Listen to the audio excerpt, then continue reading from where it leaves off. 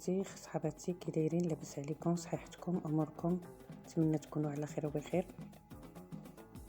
اليوم جيت غادي نوجد معكم واحد الحلوه سهله مهله وبمواد بسيطه وموجوده في كل بيت، كتجي لذيذه غزاله والله العظيم الا جربتوها ما تستغناوش عنها، ديما تصاوبوها حيت المقادير فيها شي مقادير بزاف والطريقه بسيطه واللذه ما نقولكمش.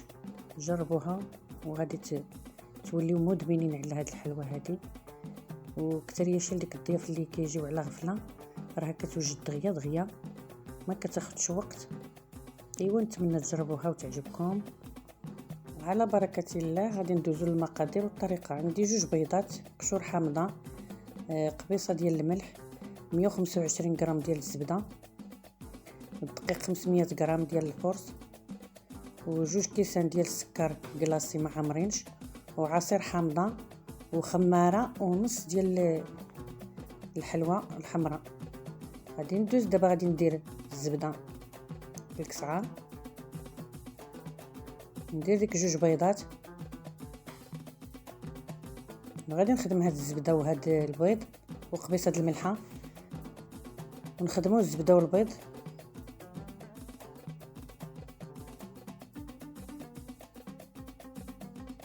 غير بالريوس ديال الصباع ديالنا. حنا نخدموها، والزبده خصها تكون بحراره المطبخ باش تسهل علينا ندمجنا مع المواد ما تعذبناش.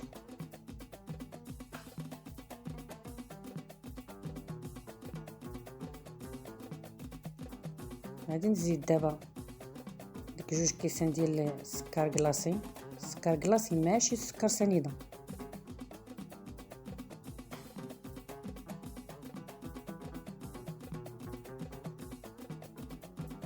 نخلط مزيان حتى تذوب لي الزبده،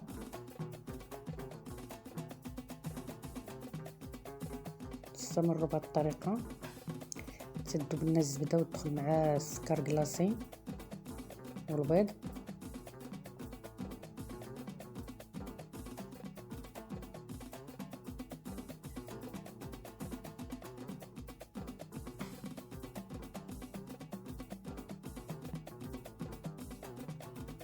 دابا غادي نزيد قشور ديال الحامضه اللي حكيت. هاد القشور ديال الحامضه وهاد العصير ديال الحامضه كيعطي واحد اللذه غزاله لهاد الحلوه. جربوها ما غاديش تندموا، غادي تلقوا الزبده ديالكم وهاد المكونات بهذه الطريقه هكا باش ما تبقاش الزبده مكوره.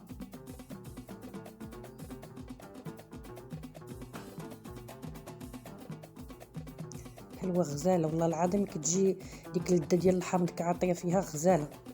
دابا غادي نبدا نزيد الدقيق شويه بشويه،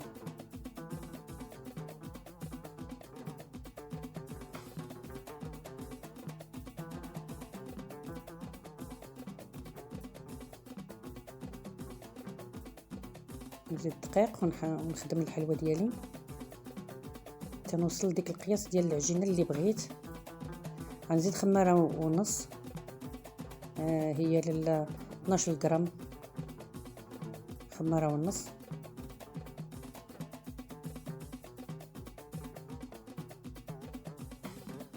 نبقى كنجمع حتى نجمع العجينه ديالي.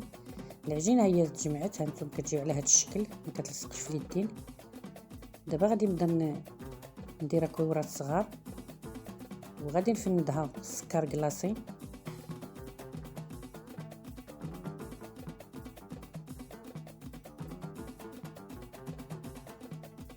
وغادي نديرها في اللاطه اللي غادي تدخل الفران. حلوه اقتصاديه وزوينه والمذاق يا سلام، ما فيهاش مواد كثيره، ما فيها لا زيت لا والو، كطيح رخيصه وزوينه. دوازتاي ساهل. غنستمر بهذه الطريقه تنكمل الكميه. دابا انا كملت الحلوه ديالي بالتكوار ودرتها في اللاطه اللي غادي تدخل الفران. غادي نشعل عليها الفران من التحت وعاد نرجع من الفوق. هاي الحلوه هي وجدت، كتجي على هذا الشكل، غزاله ولذيذه رائعه واقتصاديه وبثمن بسيط وبمكونات موجوده في كل بيت، كتوجد في ساعه. ايوا نتمنى تجربوها وتعجبكم، تشاركوا هذا الفيديو مع الاهل والاصدقاء ديالكم، وما تنساوش اللي ما مشتركش في القناه سعيده مرحبا به يشترك، وفضلا وليس امر. ومرحبا بالناس الجداد اللي انضموا لي للقناه ديالي، ومرحبا بالناس القدامين.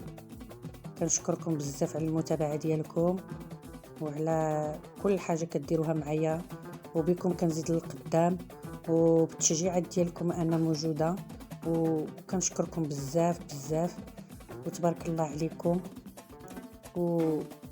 والى اللقاء في فيديو اخر ان شاء الله، وكنبغيكم واستودعكم في حفظ الله ورعايته، والسلام عليكم. في الاخير بغيت نقول لكم ان راه اي حاجه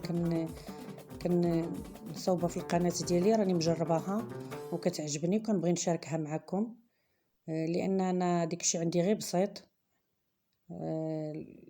الحلاوه في البساطه وكل شيء بسيط عندي، ما كنديرش شي حاجه اللي هي مكلفه، باش الانسان كل واحد يقدر يدير اي حاجه اللي شافها خصو يصوبها.